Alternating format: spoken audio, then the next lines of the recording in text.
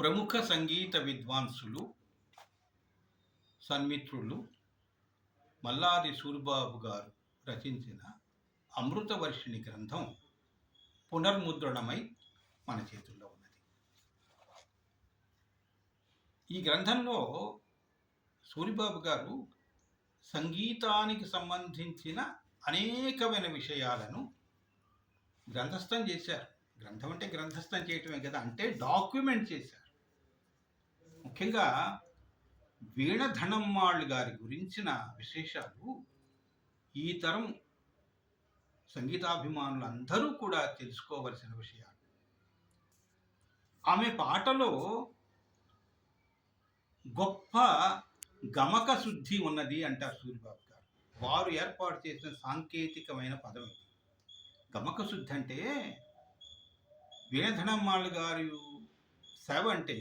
సేవ ఏంటంటే పదాలను అత్యంత రాగ సౌందర్యంతో, రాగభావంతో, రాగశిల్పంతో ఆలపించటం. ఈ మూడు కలిసినప్పుడు రాగానికి ఒక ఆత్మ ఉంటుంది. ఆ ఆత్మని అద్భుతంగా ముద్రిపిస్తారు పదంలో అది ఆవిడ విశిష్టత. ఆ రాగం ఆత్మతో పాడినప్పుడు ఆవిడ గారి శైలిలో ప్రత్యేకమైన శైలి ఆవిడదే. ఆ శైలిలో గమక శుద్ధి ఉంటుందంటారు.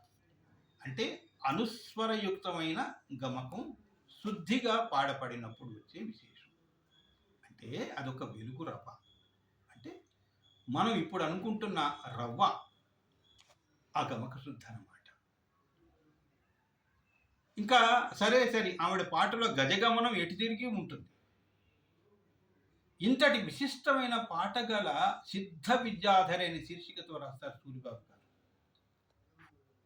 ఆమె పాటకి ఎంతోమంది పరవశులై, ఇప్పుడు మనం అంటుంటాం కదా, ఫ్యాన్స్ అంటాం కదా, ఫ్యాన్స్గా మారిపోతారు.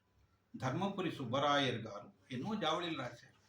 వారు మాలి టిఆర్ మహాలింగం గారు ఆమె దగ్గర ఎన్నో పదాలు నేర్చుకున్నారు. మాలి గారు ఆమె యొక్క మనవరాళ్ళైన వేగ బృందాముక్త వీరిద్దరూ, తర్వాత రంగరామానుజయం గారు ఆవిడ పాటకు పరవశించి ఒక సేవకుడిగా, ఆంతరంగికుడిగా, ఒక శిష్యుడిగా అనేక విషయాలను ఆమె దగ్గర స్వీకరించి తరువాతి తరం వారికి అందజేసిన వారు రంగరామానుజయం గారు. మ్యూజిక్ అకాడమీ వ్యవస్థాపకులు టిటి కృష్ణమాచారి గారు. వీరందరూ కూడా వారికి అభిమానులే.